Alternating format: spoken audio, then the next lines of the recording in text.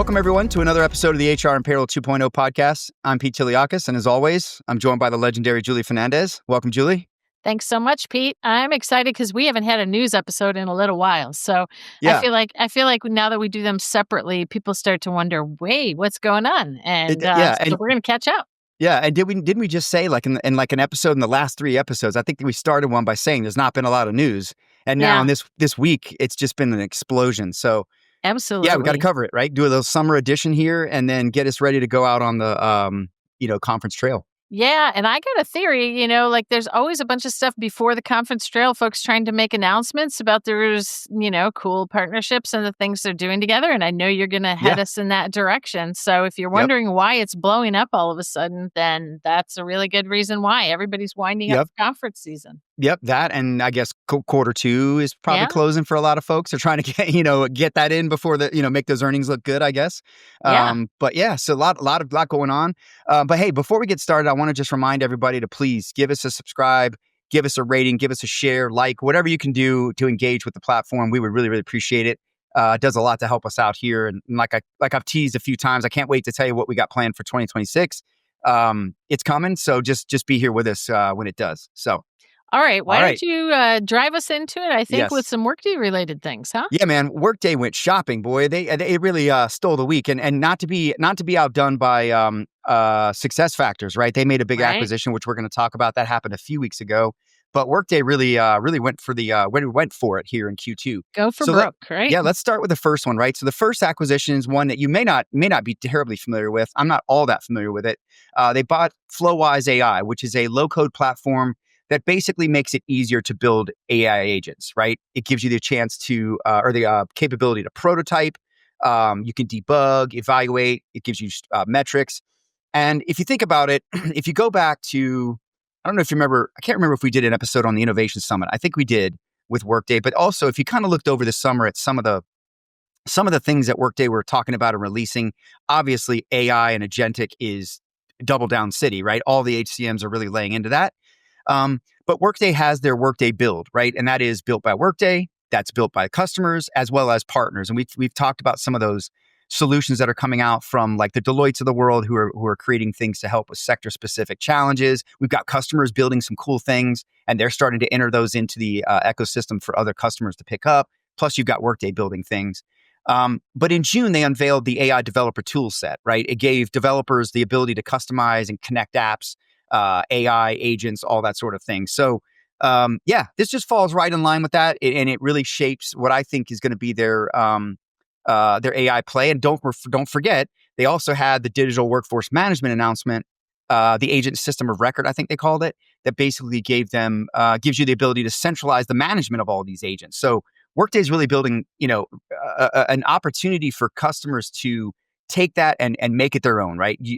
Address those unique challenges, deal with those sector-specific things, and really kind of fill the white spaces where Workday may not be able to build absolutely everything, right? Yeah, and let's just in layman terms, I think it's not a bad idea to say the idea behind acquiring Flowise is that they're going to build those capabilities, those AI agent builder capabilities, into the platform so that your Workday subscribers can use them themselves versus leveraging it behind the scenes back office to do low their code, own builds, microservices technology, much more of a easy experience, drag and drop kind of a thing versus just a lot of empowerment, I think, for the end organization to get creative.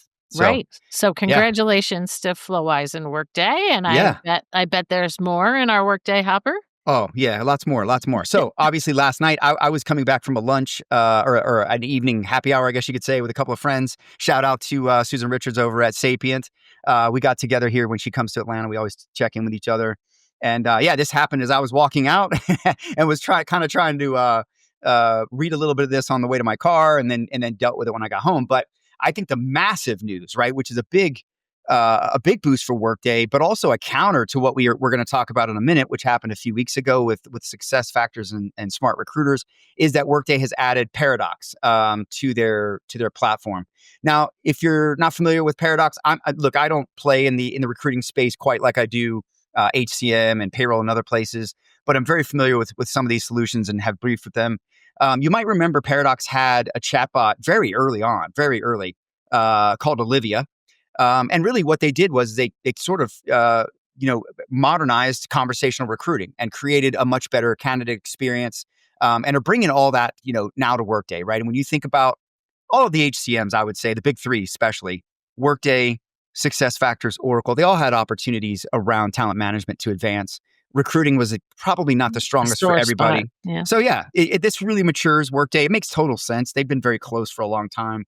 And the other thing I think it brings too, I tweeted this is, I mean, look, a lot of AI experience too, a lot of leadership that has been through developing AI around recruiting and talent acquisition. And as you know, with the frontline play of Workday, the focus on that, this is going to play right into that frontline high volume hiring sort of element. So I think what you're seeing here is really HCM is having to level up, right? And compete with these point solutions like Sure. Paradox and Sure. others that are out there filling gaps and fundamentally overlapping with Workday, and integrated and all that. But now you can bring it in house and really boost that value prop if you're a full suite HCM buyer.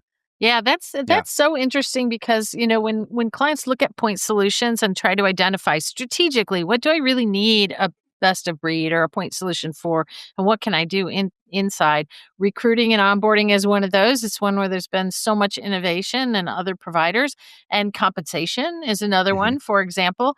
And so, companies that have gone through that evaluation and said, no, it can't do what I really want it to do, and this is strategic to my business, may in the short term have more options to bring that into an integrated suite environment than they had before when they made the decision to go best of breed. So, Yeah. Yeah. any insights on your side or any experience on how long it takes Workday to kind of really like soak it in and make it, a kind of a Well, native part of its experience? yeah, that's what's going to be interesting here. I think, and I would encourage you to go look at some of my analyst peers have written some great articles. Matt Charney wrote one. I know Tim Sackett's got some points of view he's already put out. I'm sure Madeline Lorano will come out with something. I think she said she's going to put out an article. So you should absolutely go look at those. I don't know if some of those are out. If they are, I'll try to attach them in our description. But that's a good question. I think I'm waiting to see a briefing that we'll get an update on this. But I'm curious to see how much will Workday consume Yes. Paradox versus trying to keep it as a standalone in the same way that SuccessFactors is doing with SmartRecruiters, and not sort of kill its mojo, but bring all the best parts to Workday. So I think that remains to be seen, and I think that's a real tricky part here. Is Workday doesn't want it to get lost, right, in the mix as maybe a Taleo did at an Oracle. Some would argue that Taleo sort of got lost. IBM, right, Connexa got lost. You don't want that, right? And I think Yeah. SuccessFactors, which we're going to talk about in a bit, is really taking that approach and protecting the SmartRecruiters solution and acquisition. Yep. Yep. So it'll be interesting to see if Workday does that, but I'm not positive yet because we haven't really had a briefing. Yeah. So So we'll put a see. pin in that topic. I think we're going to see it a few times in our news brief today. I think you're going to hear a lot of this, yeah, about Yeah. recruiting and talent, just period in the market. But yeah, we got a little bit more to talk about here. Okay. Take me to Yeah. another one here. All right. I got two more for Workday, man. They really were busy this week. So both of these are obviously financial wellness slanted. And shout out to Jason Lee and the team over at Chime, formerly Salt Labs, now Chime Enterprise as part of Chime. They've become a strategic Workday wellness partner for financial services. And really what we're talking about is an embedded experience, right? And that brings Chime Workplace to the Workday suite in a way that is highly embedded, highly integrated, frictionless, right? It's kind of always on or already on, if you will, in terms of deploying that. And deployment's probably a lot to say. It's probably more of an activation.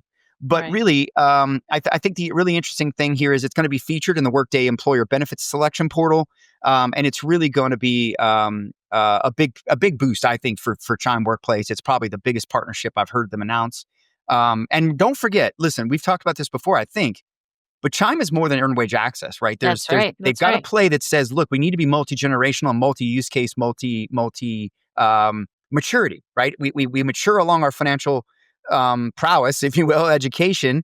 Things change. My lens on what finance is right now is not the same as my daughter who's starting her career or son, or anyone else in mid-career, right? So there needs to be more than a one size fits all, and I love that that's something that Chime is doing. And obviously, we've talked about this before. I think after the Innovation Summit, Workday has been very serious, again, about the frontline worker, enabling more empowerment tools to help them with finance, to help them with their pay, to help them with their scheduling, all of that. So plays just perfectly. Yeah, I think Yeah. this is really kind of kicks off wave 2 of the Workday Wellness partners, right? I Yeah. mean, we saw an early wave of some folks, and now I think leading up to Rising, we're going to see another wave. Yeah, well, it's important. I think benefits is going to get a boost too from the Yeah. market. I think there's a lot of angst around benefits still. It's very expensive. A lot of employers are trying to figure out how to make it more cost effective. You've certainly got the need to be more competitive and creative, and of course, employees are obviously trying to do smarter things with their pay and benefits as well. So this just makes total Listen, sense. I'm going to be moderating a couple of sessions at Rising Yeah. on that very Oh yeah. topic. So if you're attending Rising and that's something that's a really hot topic for you, make sure we connect and Yeah. just give me a reach out, and I'd be happy to talk more about that. Yeah, good call out. I'll be there as well. I'm presenting with the next piece of news here. Yeah. Okay. DailyPay Roll has into it. gotten. That's right. Yeah, DailyPay again, a former Jason Lee invention, is getting closer with Workday. Right, they were already partners, already integrated, but this really takes the marriage further. I guess you could say, really an embedded experience for the AI. You notice the theme here, right? Embedded finance. You probably heard me talk a bit about that after I came back from Money 2020. The last few years, embedded everything when it comes to pay and finance is really becoming the norm. And so I think this just makes sense. Just like the Chime sort of play here, it's all about making it easier for people to engage these solutions. And it plays really well with DailyPay's, what they call their built-in solution, which is basically an embedded solution that they're working with, tech providers around the world around the North America, I guess, to engage with. So Yeah. totally makes So sense. So more congrats to married than both. married, right? More married A than little bit, married. I would call it a little, maybe Yeah. not married, but a little bit closer together, right? They've really gotten a much more intended experience, I think, with the embedded capability here. Okay. And you would say Yeah, yeah. experience and AI are the two big features that make it like dating plus, right? I think that what you can see here is, yeah, well, AI is certainly going to play a factor in everything, but I think what you can see here is that Workday is trying to bring together more solutions for the front line and bringing it into the flow of their platform, into the flow of what you're doing, and making it seamless, right? Making it feel like it's part of the platform and not, hey, this separate thing that I'm using. Right, right. Yeah, yeah. Okay, I think that's it for Workday, and we can That's it shift for over to Workday. SAP, right? Yeah, a lot for Workday. So congrats to Workday. I know I mean, obviously, they're their big their Olympics, if you will, is coming up, rising. Everyone will be buzzing there. I'm sure we're going to hear some even more product that's going to come out. It Oh, always for is sure, for sure. overwhelming. We'll probably have to have a rising recap if you want. But yeah, just stay tuned. I'm sure we're going to get. I know we're going to get more updates on Paradox. We're going to get more up. And don't forget. Let's go back to Paradox. They bought what was it? I'm drawing a blank on the skills capability that they bought that they folded in a year ago or 2 years ago, I guess it would be now. So with all that talent capability and analytics and skills insights, I think it's a pretty exciting time. Hired Score Yeah, high is score. the firm, and that Yeah, didn't really get lost, right? I mean, I think that analytics and data got embedded there into Workday, but together with Paradox, it's going to be pretty yeah, powerful yeah. stuff. It also Yeah, means a little more to sort out with Skills Cloud and a bunch of other, skills right. related things that are features that are Oh really yeah. core to Workday. So awesome. Yeah, yeah. Good stuff on that side of the business. Yep. Or the Okay. platform. All Take right. us over to Success Yeah, Factors. let's talk about success factors. Now led the way on this, right? I think maybe Workday saw that and we're like, oh, we're not going to be outdone. Yeah, right? But We better. obviously these things are all underway. And look, I think this tells you talent management is super important, and the recruiting part of this is even, there's been some posts this week by some of the analysts talking about this idea, that a lot of marketing says that ATSs are broken and recruiting's broken. Not really. It just needs to be improved, right? And there's opportunities in all these towers. But I think this just emphasizes again that in the enterprise, hiring is problematic, and it needs to be closer together with the other parts of HR instead of being a separate solution That's right. outside the HCM. So again, just like Workday, I think that SAP is really leveling up their capabilities when it comes to talent acquisition. But what I think is really cool here is SmartRecruiters, and I've seen it. I've had Mhm. demos and briefings on it. Really, really amazing solution in terms of its intelligence and capability. But what's cool about it is they're going to keep this. They're going to very much keep it integrated but flexible, such that you can still take it as a standalone. So they're not going to, as we talked about, kill it by Yeah. sort of folding it in and letting it get lost, like maybe again a Connexa, a Taleo, something like that. So if you go out and read the press release from this, CEO Rebecca Carr, she's quoted as saying, "We remain fully open and agnostic. SmartRecruiters will continue to integrate across ecosystems, giving you the flexibility and freedom to build the recruiting stack that works best for you." So that just tells you right there, they're going to still be able to play with other platforms. And I think they're bringing a ton, like I said, automation, insights, a great UX, and really going to level up SAP's talent capabilities here in terms of recruiting. Yeah, for So sure. yeah, And actually, that's been an area where people are point solution buyers still because they believe that the innovation has been in the lead from the point solutions. So probably a great move not to just soak that one up and have it go into yeah, anonymity. So yeah. My understanding is, congratulations. Yeah, yeah, Rebecca and the team are coming along with that, obviously, and certainly will be powering that forward. So yeah, I think this is a really smart thing, and I think it's nice addition to SuccessFactors for sure. absolutely. Okay, where do you want to take us All next? I right, know well we had a few more. let's stay in HCM. Let's talk about Dayforce, right? We All had right. Dayforce go private this week, and this is something that was kind of being rumored before this week, obviously. Look, this happens a lot. Companies go public to raise money; they go back private to gain more control, and I think that's what's happened here for Dayforce. And I'll just tell you, I think if you follow the stock like I have as an analyst for many years, especially since it launched. I remember when they went IPO in what was like 17, 18, 19 kind of time frame before the pandemic. Um, I don't think that Dayforce ever really got credit for its fundamentals, and it has really cleaned up its stock fundamentals. So I won't opine on this. I'm not a I'm not a stock genius, but what I think you're looking at is I think there was an opportunity for Dayforce to get more agile, relieve themselves of that Wall Street burden, and get credit for all the work that they've done to shed that bureau sort of business, right? They're very much an HCM technology firm. They've had to get away from that bureau, infrastructure and setup from the past. And I just don't know that the stock was necessarily getting the right, the right treatment. And so I think they took it private and decided to, go in on the agility of all that, right? And a partner that'll fuel their growth. Now, I got maybe a tangent sort of, and I'm not saying there's any truth to this. I'm just telling you the facts of what I see, and I'll give you my point of view if you want, Julie. I want to hear your thoughts on the whole thing, but I want to add a little twist that I thought is interesting, and it kind of reminds me of some other acquisitions we've seen. But wanted to get your take on this first because I know you've got customers that use Dayforce and select Dayforce, and would just be curious what you think. Yeah, I absolutely will. So, first of all, as you say, a lot of times the rumor mill precedes the Yeah, event yeah. by quite a bit. And in this case, I really feel like it was somewhat closely held, right? Hmm. I have had a couple of clients that have been selecting and even, in fact, contracting right up until recent weeks. And there wasn't a lot of news out in the market to be had on this. Yeah. So that it happens both ways, but I think in this case it was a little bit of a surprise or a little bit of a closely guarded rumor, right? Hmm. Until Monday or something earlier this week. Yeah. One of the observations I have, I just see so much potential in this. The focus is on Dayforce as an HCM player. It's really upped its Yeah. game and become a strong option. It's always had amazing strength in its security and technical foundations. So it has always competed very well with the bigger guys in this space. But I don't see much focus on the payroll and compliance bit other than acknowledgement that having weaved AI into the most complex parts of HR organizations and workforces like scheduling, and Hmm. like the payroll compliance bit, it means that it's not just a bunch of fluffy AI, right? I mean, No. they have Dayforce some really good intelligence. Yeah. foundations. Yeah. And so Yeah. I think we'll hear a lot about it from the broad HCM perspective because certainly that's the interest.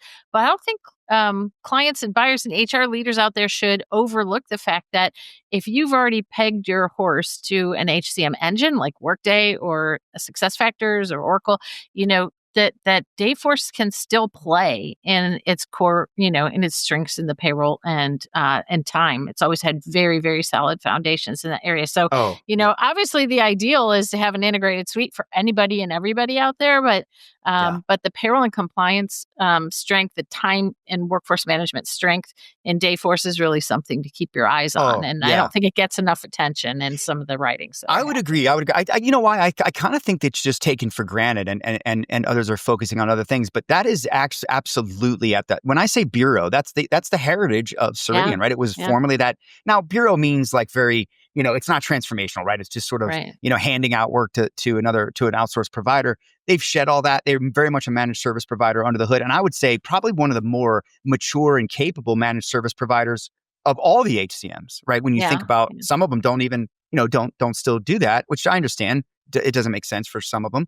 But what I'm going to go back to is when you talk about the fundamentals, one of the things that I would tell you that I've always been or have been impressed with is that Dayforce, you're right, super strong on that core side. I think they're very a bunch of leader when it comes to that payroll, time, Mhm. benefits, and the talent and the other things are getting much more mature. Dayforce Intelligence is getting more mature, and I think even David Offsup mentioned it's going to help them. This move is going to help them be able to move faster with AI. But here's the thing I think that is important to point out about their fundamentals. They really did a lot of work over the last few years of really preparing the system foundationally from a data perspective to be able to be in this position to then amplify all of those modules together, use AI, bring maturity to Dayforce Intelligence. And I think they're just in a really great spot when it comes Yeah. to all that they have here from, to your point, from a compliance and a software's perspective. Yeah, and along with that, just even the scale that comes from ingesting things like the government of Canada, right? And Yeah. like really upmarket, moving aggressively and having successes Hmm. and wins upmarket in the large, complex client Oh, yeah. markets. Definitely seen that evolve tremendously in the last Yeah. couple of years. I did want to, we put a pin in the idea of are you growing by consuming and eating stuff, or are you growing by bolt-ons? And I think that's one of the bigger areas of speculation in this combination Hmm. between the Toma Group and Dayforce is because they're used to growing exponentially software firms, but Hmm. they also have a little bit of a history of doing some of that by bringing in bolt-ons and other sorts Yeah. of things. And Sure. Dayforce, is still kind of a single platform for the most part, Yeah. They bought a and few has been things. rather, they've bought a Yeah. few things, but they're still early on in the purity. Once upon a time, Yeah. Workday was that pure too. Right, in Yeah. the early stages. And so how is this going to evolve, and what's going to be their approach and their strategy and kind of their playbook as they Yeah. begin to grow faster than they would on their own is going Yeah. to be cool to watch. Agreed. Agreed. We'll see. We'll see. But yeah, I'm a fan. I've always been a fan. I worked with Ceridian back in the day as a solution architect on massive HRO deals, and we they were our go-to for Canada and North America in a lot of cases when we were doing compliance. So yeah, very very cool. So congrats to them. Now I want to go out and just opine here. Let's just fill. Uh-oh. Let's go crystal ball, connect some dots, and let me throw something out there. Now again, I am not in any way saying I'm not predicting this. I'm not in any way saying I have any necessarily credible information. I'm just connecting the dots as an analyst on what I've seen and what I know. What I would tell you is interesting here is, Julie, and I think you could liken this to, well, let me explain it first. So I don't know if you recall or not, but prior to, I'd say about 2 years ago, Dayforce had a president, right? Lee Turner. She came from SAP. She was working there as the head, really, really running the show, so to speak. I think David had kind of maybe stepped back a little bit, but she left Uh-huh. and she went to Coupa. Now, Coupa, for many of the folks out there, you may or may not know, is a spend management and asset management solution. What's interesting here is, and they cover things like procurement technology, invoicing, expenses, supply chain, contracts, that sort of thing. So what's interesting here is Thoma Brava um, owns Coupa. Yeah. Could there be a get together? I don't know. Kind of reminds me of, and it never happened, but well, partly it did, right? We know that Hellman Friedman got the Ultimate and Kronos together. Yeah. Ultimate. I think I teased Bjorn Reynolds over at Safeguard for years that AKKR was going to push iSolved and Safeguard together. That didn't happen or hasn't happened yet. But there's a lot of this co-ownership like that, and you kind of have to wonder: will worlds come together? What could that look like? Could we see Dayforce maybe drip into finance and become an ERP. I don't know. It's very speculative. I'm in no way saying it's a prediction. I just think that these are facts. And when you get portfolios together and you get relationships that were there, you never know, right? Things can happen and things can come together. And hey, look, even if it's a cool speculation, Pete, I mean, it makes me think right away about the olden days with Ultimate and NetSuite, right? Yeah, Where they were yeah. really close buddies. And I think people didn't realize that they stayed very close and had a long time relationship as a mid-market play or combination Mhm. of folks long after NetSuite was acquired. So Yeah, yeah. so I think things like that happen either organically or behind the scenes, Yeah, and yeah. so And when you got the same parents, it's sort of that's right. sometimes you don't have a choice, right? If the parents say this is what we're doing, kids, Stuck in the room of brotherly love until you work some things out and make it happen, right? everybody in the minivan. That's And don't right. make me turn this thing around. That's right. Everybody's dad, right? Everybody's dad. There Okay. you go. All right, onward. Let's go to the next one. We got a couple more here. Mhm. Next up, Deel. At it again, man. They are always keeping the foot on the pedal on the innovation. Look, I would tell you to go and check out the blog on this because there's a video, there's a lot of information, but Deel has launched what they call the Deel AI workforce. Basically, a set of agents for a long list of HR use cases. I love the namings of these too, right? The hiring guru helps you find the best country to hire in based on your role budget and talent pool. The PTO fairy, you'll appreciate that one, Julie. I love that. Collects your vacation requests, checks coverages, updates your records. They've got the border buddy, the schedule sheriff, the IT guy. I love it, right? The goodbye genie, which creates a smooth, as they say, compliant offboarding plans, and it's tailored to each location. And my favorite, the payroll detective, right? It spots and fixes payroll issues before they reach your team's paycheck. So really cool, right? I mean, this is probably the deepest AI offering we've seen from one of the EORs. Now, Deel is way more than an EOR now, but very interesting, right? And here's the best part. Again, I would encourage you to go read the blog and watch the video on this. They're even enabling you to build custom agents, right, or bring your own and start with deals, and then they can work with you from there. So Yeah. very cool stuff. Also, by the way, I should add, which I love, integrated into your stack. So Slack, Zapier, your ATS, your CRM. You're going to have these agents integrated and able to address use cases in the flow of what you're doing in the flow of your stack. So really cool. I think this is cool. And I love the fun marketing around it too. Yeah, I love that as well. And Yeah. I'll just remind folks that we should have links to all the things we're referencing in our show notes and descriptions so you can find them easily there. And I do still think there's, as Deel has been on a tear, as we both know, we've had numerous things to say about that. The fact that oftentimes AI, you're looking across a single integrated platform versus this across multiple stacks and things you can work with. I think, they've got a lot of stuff they're putting Yeah. together behind the scenes now, and that can't be easy. So Yeah. I'm sure there's a progression, and every day is a little bit better, as they say Yeah. when you're pregnant. Having lots of toys. Yeah. Having lots of toys means sometimes you got to clean up, right? I mean, yeah, That's right.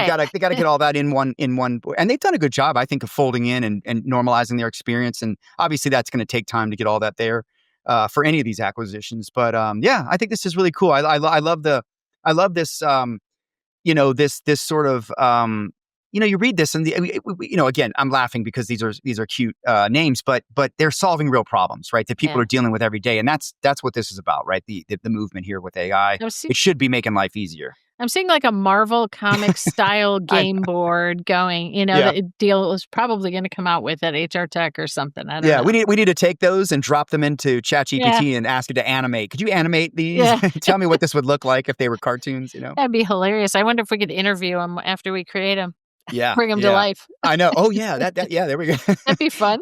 Right.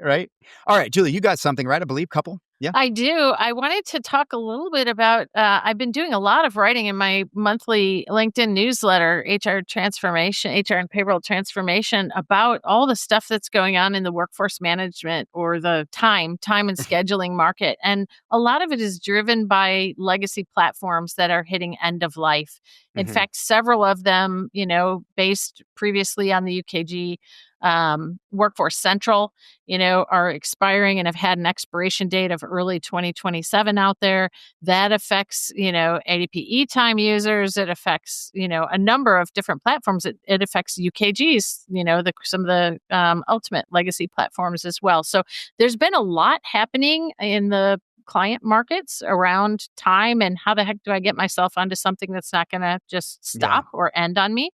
And I will tell you, there is now a joint statement that ADP and UKG, because they both, share some of these platforms, Vantage Yeah. Times, part of that as well, that they are going to extend the end of life term for things like enterprise e-time and Vantage Okay. Time and Good. enhanced time solutions all the way to September 2030 was the announcement. Wow. Yeah. And so that, like folks can breathe easier. And yet at the same time, there are a number of organizations, large organizations that are working toward what was a deadline of, this year, July was the ideal to move or sign agreements and all the necessary Yeah. planning and paperwork to upgrade from e-time to Workforce Manager, for example. And there is still a clock ticking on Yeah. that. And I think that clock has been extended till about December Yeah. 31st, 2026. So another year of grace to sort some of that out. That makes a lot of sense to me because there's just a lot of users out there. And, if you weren't planning on, making a Yeah. big change in your time and scheduling systems, which is hairy business, it's a little Yeah. difficult to swallow on a short timeline. So, One of the things I always say is as a consultant, I always thought this, like, I've come across this too. It's like, oh, our thing is going out of support or whatever. And I used to say, like, in the politest way, like, that's a you problem.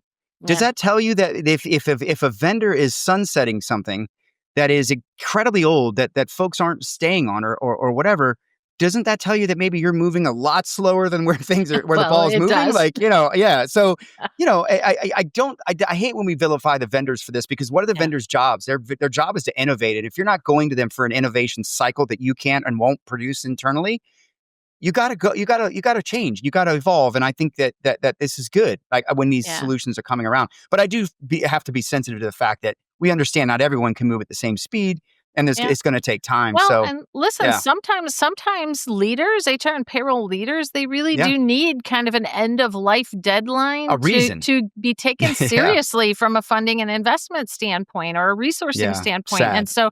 so, I say that for our listeners, you might not necessarily want to go run and share that broadly in your organization if you're trying to get something done I know. and there's an acknowledged end of life.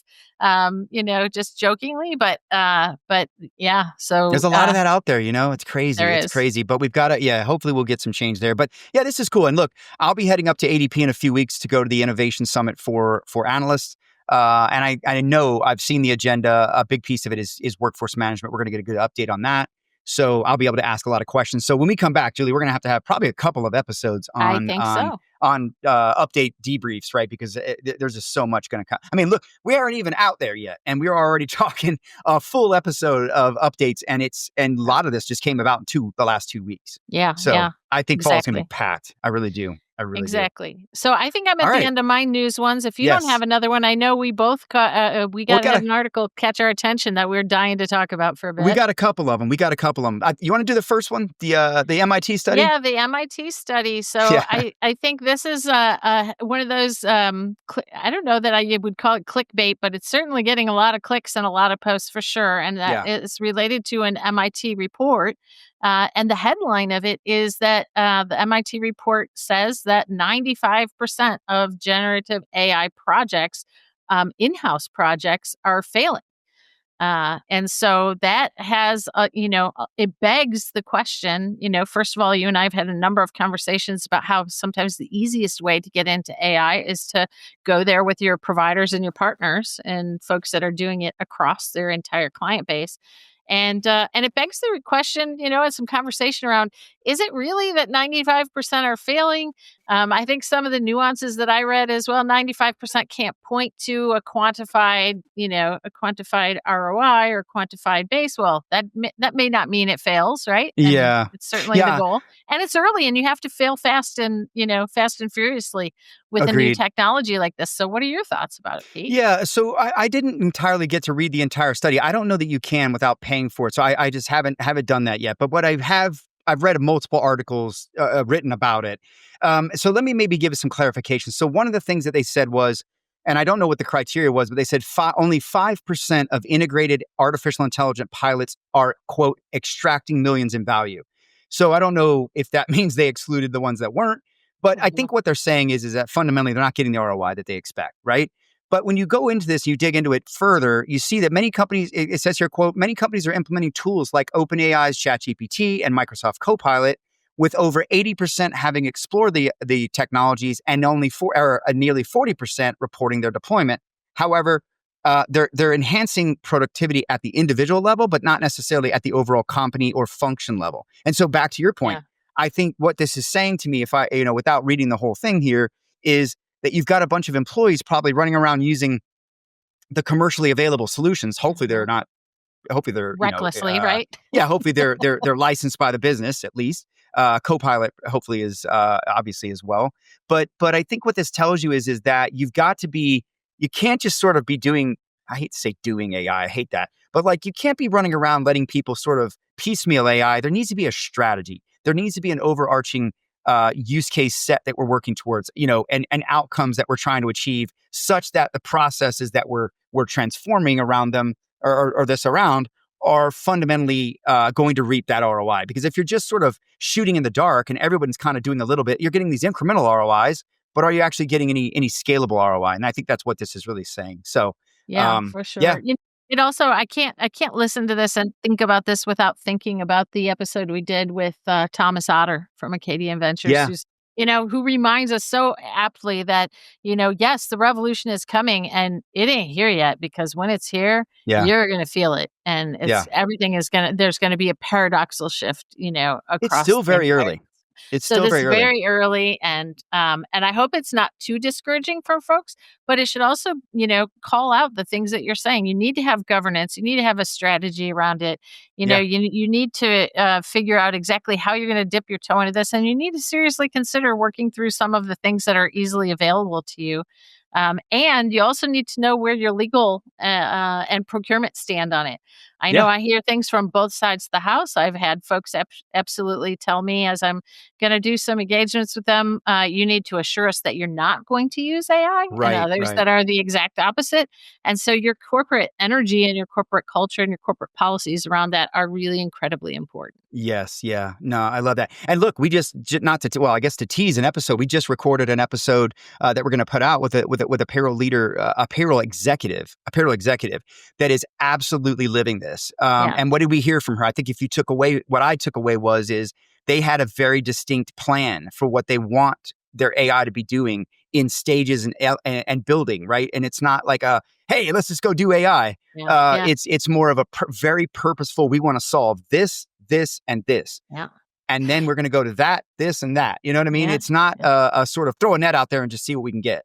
And what users will It's very hear purposeful. when that goes out, they'll also hear that there was significant buildup and of foundation Pre-work. and data and pre-work Yeah. to be in this position of readiness. And so, to go a little bit willy-nilly at it and be in a rush and not know thy Yeah. data, right?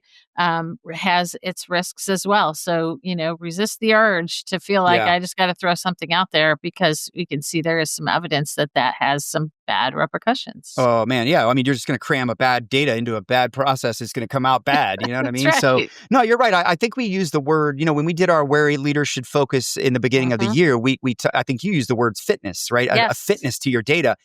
I think when you listen to that podcast with Monica Miller, by the way, is who we had on. I'm really excited for everyone to hear that. I recommend I hope every executive listens to it, and everyone that's in payroll and HR as well. But I think what we heard was really just this fitness, right? They were getting in Mhm. shape before they tried to go run a race, right? They didn't try to sprint. They said, we got to clean up the house. The foundation has to be very solid. We got to feel very confident about the data, and then we can go. And so it was almost like all the blocking and tackling was set up before they tried to go and throw a touchdown. Yeah. Really. Yeah, for Yeah. sure. Very, very underrated, I think, or overlooked. Yeah. Okay. All right, Julie, I have a fun one. What else you got? I got a fun one. All right. So I don't know if you guys saw this. I saw this. I don't know if I saw it on LinkedIn or if I saw it on X, but listen, how far have you, what's the most you've ever commuted, Julie? What's your commute? Oh, goodness. You ever commuted? Well, I have, Okay. and it was, in the Metro Detroit area. It's an hour, right? Is a decent commute. I have in my, my travel warrior days. At one point in time, I had clients in the same week regularly. Mhm. I was going to Bristol, in England, and wow. Akron in Ohio, and down to Florida. So between those three, I don't think I saw anything but a Delta airline for a very long period of time. I've had that fate. Yeah. That's me now. But an hour. Okay, not that bad. So for me personally, I'll just say I personally have I've always been lucky to kind of live relatively near where I worked. If I worked in a physical building, I have not worked in an office traditionally in almost 20 years. Same here. 20 years. Same here. I've been at home. And much of that 20 years I was traveling like you, West Coast, Europe, whatever. But the most I've ever commuted was when I worked for Disney. I moved from the Bradenton, Sarasota, Tampa area of Florida to Orlando. But at the time, I was kind of going back and forth until we sold our house. We got some things done. So 6 months, I was doing like 100 miles, right? Yeah, and that's a lot for one way. But it was manageable. It was doable, and it worked out. However, hey, our European and Asia Pac audiences are like, what? I know, right? Yeah, people in New York City are like, what are you talking about? 2 miles, takes me 2 miles. 2 hours to get to work on a train, planes, trains, and automobiles, right? But hey, have you ever heard of this? So there's a lady, they featured her in a video. I'll try to put it in here. You know what I'm finding, Julie? Sometimes YouTube and others don't like when you put links, a lot of links. So I got to be careful how many links we put in here. They'll block them if they think they're malicious. But you can look this up, and I'll try to share it if we can. But there's a video out here on this. There's a lady named Rachel Kaur, I believe it is. She is an Indian origin assistant manager for AirAsia's finance operation. And she lives in, I'm going to probably say this wrong, Penyang, India, I believe it is. Yeah. And or maybe it's a different, I don't know maybe it's Kuala Lumpur. I don't know. She's flying to Kuala Lumpur every day. It's 350 kilometers. Okay. Wow. Now, why is she doing that? Well, that's what's interesting here. She basically figured out that the cost of her to live by her work was more than 50% of her cost to fly from where she lives, 350 kilometers away, to the job every day. And because she works for the airline, she actually gets, I'm sure, a discount of some sort. I don't know how much that was, what percentage. But the point is, she saves 50% of her living costs by waking up every day at 4 a.m. She gets to the airport by 5. She's on a flight at 5:55, and she's in her office by 7:45. Home by 8 p.m. No way. You know what? I want to call our friend John Lee from Workforce Anywhere, right? And go, is this real? Like, do you handle and look at cases like this and see? Listen. So here, let me break this down for you. Her monthly expenses for food and accommodations dropped from approximately, I'm going to give you the U.S., right, not rupee, $474, I think, a month, to about $316 after switching to daily flights. So even with the flight cost, she is still she's still saving significantly. I just think this is fascinating. This is just fascinating. That's like 20% or 25% from 4 to 3, I thought in the article she said something about her rent being about half. Maybe total expenses aren't half, but it's a big savings apparently and worth doing this. But I guess I'm asking, how far would you commute for a job in this age? Look, first of all, the part where she commutes by waking up at 4 a.m. every day. I mean, like, I know you were in the military and that might not be a big shackaroo, but I think for many of us, that right there is the deal breaker. Yeah. Because, I mean, I've had times in my life where I regularly ran for flights, and that was at, 6 a.m. and 7 a.m. That for me, no go. No, I wake up at 5. Yeah, I know. Well, I oftentimes do too, but I could plod around in my slippers, right, for the first few hours. Not me. Yeah, man. I'm up, and I'm probably up even earlier. I think it would be no problem for me. Now, would I do this? I mean, man, they'd have to really be Oh, paying I me or would something. relocate for crying out loud. That's Yeah. the way I would go, I Now, think. now, when you watch the video, she says that it's actually creates more time for her and her children, which I think is interesting. I didn't totally Mm. get that, but she feels like it's a much better quality of life for her to do this. What I'm curious about is with all this expose of this, like, is AirAsia going to step forward and be like, you can just work from remote? I don't know Yeah. if what she does can be done remote, but man, come on. Let's help Rachel. Is it What was her name again? Was it Rachel? No, Rachel. Yes. And by the yeah, way, I was wrong. I don't know Malaysia well. I apologize. Penang is in Malaysia and she's it's in flying to Malaysia. Kuala Lumpur. Yeah. So 350 kilometers. Incredible. If you can go find that, I encourage you to check it out and consider what would you do? What would you do for a job? How far would you drive? How far would you I fly? feel like I have a better chance of like, what would you do for I don't know, what's like some famous donut or something, right? Like some famous junk foodie thingy that Yeah, you might do for a Haagen-Dazs or something, right? a Klondike bar. Remember that? Yeah, What would you do Klondike for a bar. What Klondike? would you do Yeah. for a Klondike bar? That used to be the Exactly. commercial. But I mean, here's the thing. So then I was thinking like, okay, it's now my mind's going crazy. I'm like, well, what if she misses a flight? Is she late? And then if she's late, does she say to her employer, well, it's your flight. You should have been on time. I'm the customer. Like, you know what I'm saying? Like, how do you say to her, you're late to work, Rachel? And what is she, you know what I mean? Like, well, yeah, Yeah, but it's like, well, you I sent the bus, took your right? flight.